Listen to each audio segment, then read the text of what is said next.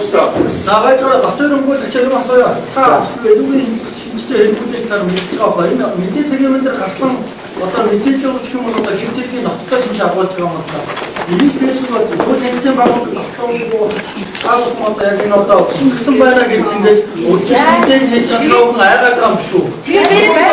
너무 다 낙서들 열두 목수 혹자 아르키르신데 하나 허리스토 소문에 막 시절 없죠. 이때 나무 살고 또 나오지 저런 경우는 아니 성도 뜻이 밀제 있을 나오지 이 예래 있는데 이렇게 일차로까지 하고 한때 батрын өгөөд чинь нэг асуугаад та тэнд одоо хүүхдэд ямар нэгэн дарамт болдог бай тийм байхгүй гэж өөрөө үтсэн юм шиг ингээд батралаагүй байхад бас ингэж бас ярьж байгаа юм шийдэн гараад байна. А тийм ээ та бүхний асууж байгаа зөв л дөө. Арвын өөр юм ямар нэгэн жон зүйл байж штэ. Энэ донд нэг хүн байж байгаа юм. Тэгэхээр тэгчтэй. За яг вэ мэдээч хэрэг ихтгэл үнэмшлэхээ хүрээнд та бүхэн асууж байна. Энэ 29 дугаар сургуулийн нэр хүндийг гутаанд оромжлох ийм зохисгүй яриа газар аваад байна. Түүн дээр тайлбар хэлье л гэж байгаа юм. Тэрнээс биш энэ дээр ямар нэгэн байдлаар одоо тогтоогдчихсан зүйлийг яриад байгаа юм биш. Та бүхэн ч гэсэн үнэхээр хүчнэддэг. Тухайн сургууль дээр хүчирхийлэл газар авсан, бэлгийн дарамт газар авсан, мөн сургуулийн хүүхдүүдэд янз бүрийн байдлаар сурч боловсруулахад нь хязгаарлалт хийдэг тухай энэ нотлогдоогүй мэдээлэл дээр битгий гаргаад байгаа чи гэж л энэ дээр л бид нар маргалдаж байгаа шүү дээ. Сургуулийнхаа нэр хүндийг л хамгаалж байгаа. Энэ хүүхэд бол одоо өнөөдөр би ийм юм яриаггүй л гэж байгаа шүү дээ одоо. Энэ хүүхэд бол би ийм юм ерөөсөө яриаггүй. Энэ бол яг дүрсгүүл юм байна. За нааш аваад ирээ. Тийм. За энэ одоо очиод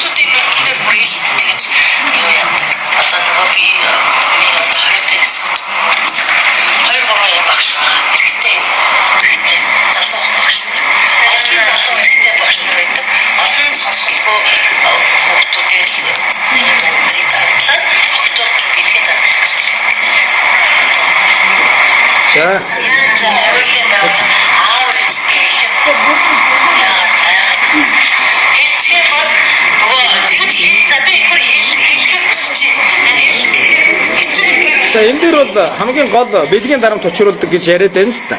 Гэтэл хэн гэдэг хүүхдэд хэн гэдэг багш бэлгийн дарамт учруулсан талаар бол яриаг байгаа. таны энэ багш хэлсэн шүү дээ.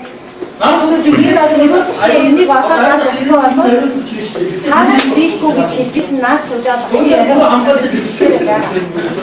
Би яг энэ нэг хэлдэг. Манай хүүхдийн юу бол одоо чинь Японы нэг зүйлс хөдөлгөөн. Тэр хүүхдүүдийн яасан эцэг эхчүүдийн төлөө манай эцэгхийн төлөө нааш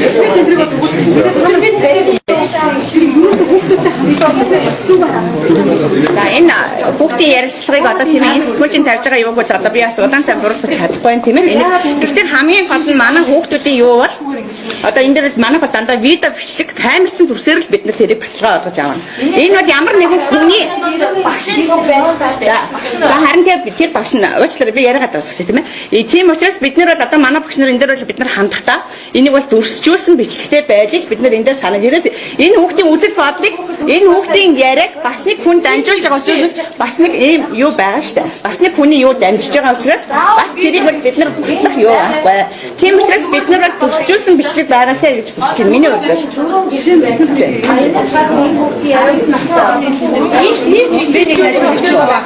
тэгэхээр манай сэтгүүлч нар нэг зүйлийг анхаарах хэрэгтэй. Энэ чинь бол гэрчийн мэдүүлэг гэж яваад байгаа. Гэтэл гэрчийн мэдүүлэг их сурвалжаар нотлогдох хэрэгтэй.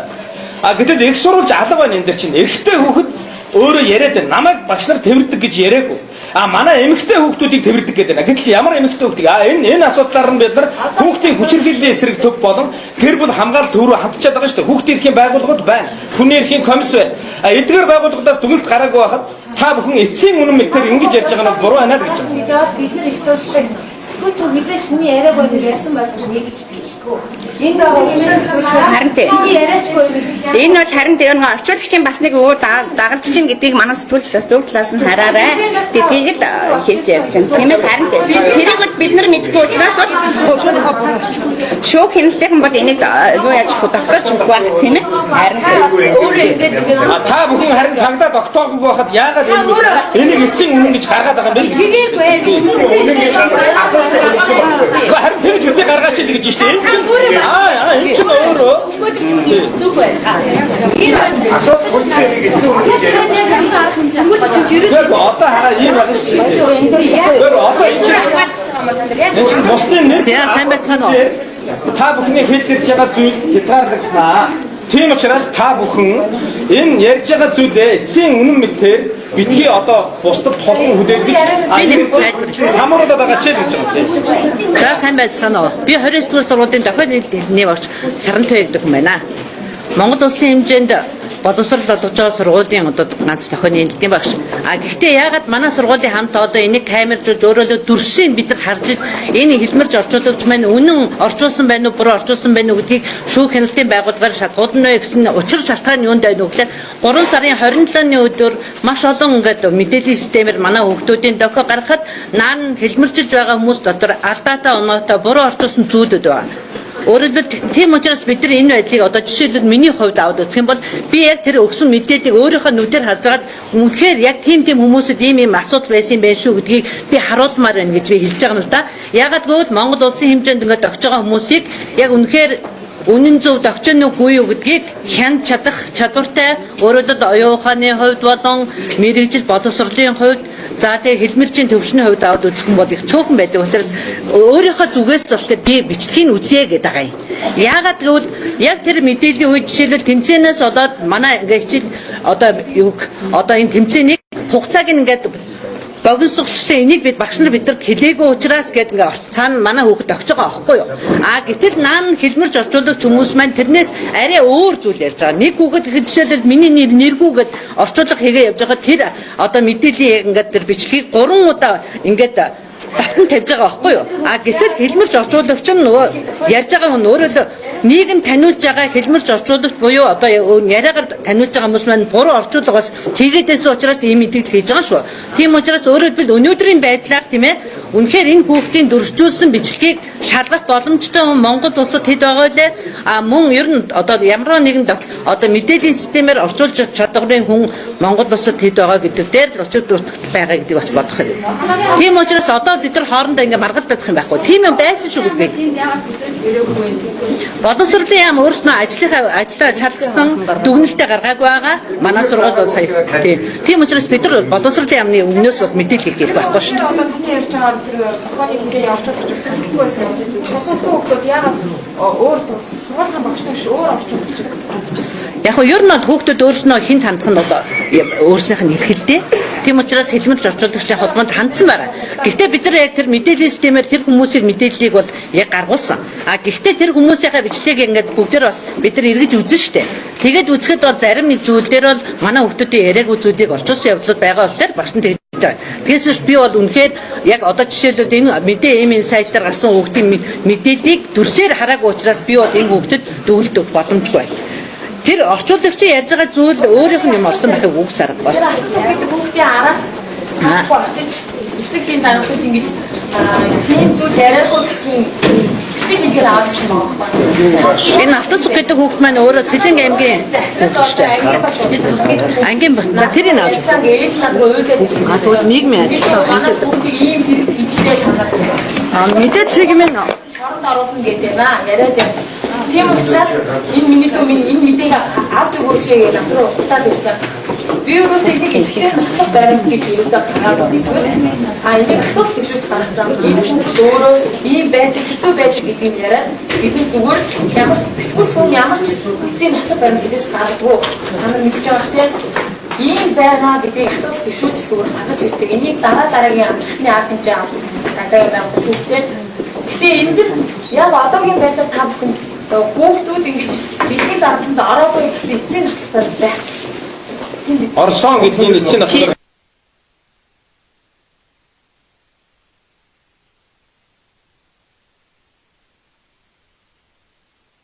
байгаагүй. Би яриа авахд зурагчин тухайн 29 сургуулийн багш, зуул гэж багш байсан. Хэлмэрч хүн байсан. Би байсан. Ингээд дөрөв хүний хамтаа байсан. Энэ 2018 дээр эцэг эхэнд байгаа тохиолдолд эцэг эхэнд байсан. Эцэг эхэнд байхгүй өчигдсөн тохиолдолд асар хамгаалагч орсон. Тэгэхээр та нар асар хамгаалагч нэтлэгийг багшаа өчиг хийсэн байх. Энэ чинь буруу байна. Энэ хүүхдийн харин эрүүгийн шинжтэй байж болчихгүй гин тэр мэдээлэл өгсөн байхад та энийг энэ хүүхдийн зөвшөөрч байгаа. Эхийн дээр яагаад тэнцэхгүй? Асууж чадаж үү? Та яагаад асууж энэ багш нар сургууль авахд хэрвээ яг ийм зүйл байна уу гэж шалгаж үзсэн. Ягаад одоо энэ тайлбар хийж байгаа юм бэ? Гоо дарагдсан гэж гэж ойлгож байна. За тэгээд энэ дээр юм байна.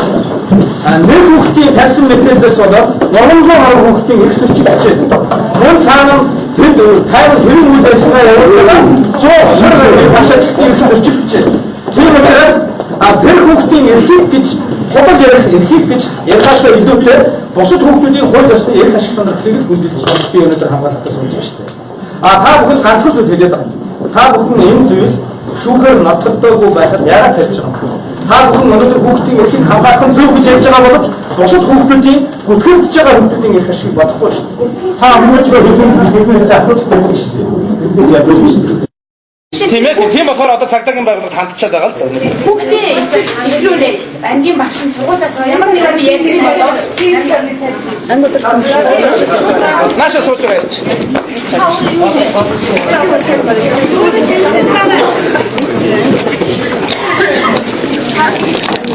Би одоо та нар мэдээсээ хэмээнтэй чангаар ирсэн.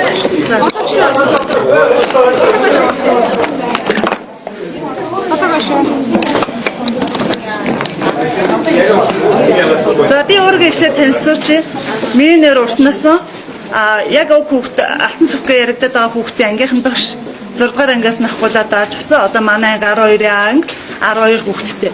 За цаа эндээс нэг сэтгүүлч бас асууж байна тийм ээ. 4 сарын 1-нд 11 цагийн үед уг мэдээлэл тавигдсан байсан. Би ангийн багшийн үүргийн хувьд тийм үү би багш хүнийхээ хувьд би хамгийн түрүүнд эцэг эхтэй холбогдох ёстой. Би үүргийнхаа дагуу ярьсан. Тэгээд алтан сүхий ээж маань өө тийм үү багшаа мдэггүй байсан л да багшаа тийм байна уу? Хүүш яана тийм болчих гэж үнэхээр сандарсан. Тэгээд сургуулийн захиргаач гэсэн бас бид нэр хоорондоо холбогдож ярьсан. Уг хүүхдийн эцэг эхийг дарамтсан сургуулийн зүгээс дарамтлсан юм байхгүй. Хэрвээ дарамтлчаад би өнөөдөр энд сууж явах уу? Би өнөөдөр яагаад энд оролцоо гэж ирсэн гэхээр энэ сонсголын бэрхшээлтэй, хөгжлийн бэрхшээлтэй хүүхэд. Тэгэхээр энэ хүүхэд ч гэсэндээ ингээд томчууд та нар ингээд дайраад энэ тэндээс нь буруу зүгээ дайраад тахаар энэ хүүхдийн одоо сэтгэл зүйн байдал ямар ах вэ? Миний хувьд бол маш хүнд байгаа гэж би бодож байгаа.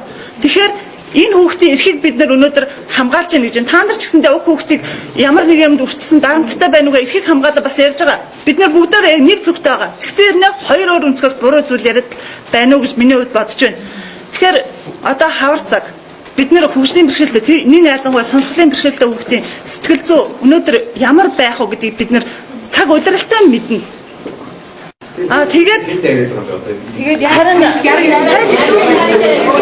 за би ихтэй мэдээ цэгийн гол буруутгах юм бол эхний удаа бол тийм ээ тухайн хүүхдийн аав ээж эцэг байсаар байтал одоо тэр хүүхдийг асран хамгаалагчгүй очиж энэ ярилцлагыг авсан. Тэрэн дээр дохионы одоо тухайн хүүхдийн ярьж байгаа төвсөвчлэгийг л бид нар шаардж байгаа шүү дээ. Энэ дээр ямар төвсөвчлэг байх вэ гэж байгаа. 4 сарын 1-нд би яг мэдчихэд мэдээ цэгийн мэнд усаар ярьсан. Бүр тайлбартаа тийм ээ ангийн багш нана гэж байгаад би ярьсан. Би нэрээ нөөслаагүй. Яад үнэхээр тэр та нарт видео бичлэг байна уу? Манай тэр хүүхд яг догч ийн үү гэдгийг баримт байна уу гэсэн чинь байхгүй. Их сурвалжаа хаанаас авснаа олсноо бид нар хэлэхгүй гэж хэлсэн шүү дээ. Тийм учраас би ч гэсэндээ итгэхгүй байна. Үнэхээр итгэхгүй байна. Яг ингэж ярьсан. Энэ одоо мэдээ цэгийн уран цэцэг энэ сүүлч мэтэр хүүхдээс яриахдаа бас нэг хажууд нэг багш байсан байж тээ. Тэр багшыг одоо энэ voice дээр орсон байгаа багш өнөөдөр яагаад яг юм хийх байх вэ? Ямар багш орсон бид нар мэдээгүй шүү дээ. Ямар багш орсон бид нар мэдээгүй хэлээгүй шүү дээ. Тийм ээ. Манай их сурвалжаа хэлэхгүй гэж хэлсэн. Тэр оролцсон багш нь нуугдаад байгаа байхгүй. За. Юу нэ? Ярианда ярьсан яагаад ийм юм яриа? Ийм болов уу гэдэг анхаарч байна.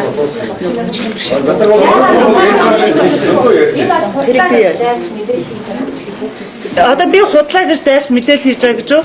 Тийм бидний зүгээс бол хүүхдийн ярианд бол юмгийн хэрэг зайлшгүй Тийм тийм хүүхд яагаад ингэж ярьваа энэ дээр багш нар бид нар яаж ажиллах вэ гэдгээр та нар өөрсдөө энэ үнэн худлыг хинэн ч өнөөдөр мэдэхгүй байна штэ. Тэрийг бид нар бас худлаа мэдээлэлээс хайш худлаа мэдээлэл тараалаа гэж одоо энэ мэдээлэл хийж ш тавтай. Ард түмнийг төөрөлдүүлж байгаа үйлдэлийг зүгээр хараад сууж чадахгүй л гэж байгаа манай хүмүүс. хэдийгээр тухайн хүүхдийг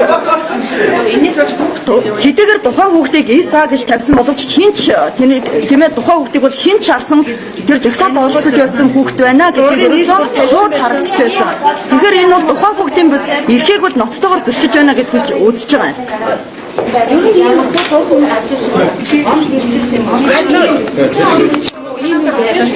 Яг энэ чиглэлээр бол над дээр бол гомд сандлууд ярьж байгаагүй хүүхдүүдээс.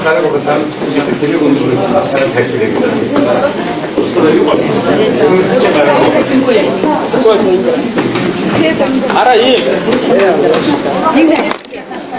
저거에서 멈춰야 돼.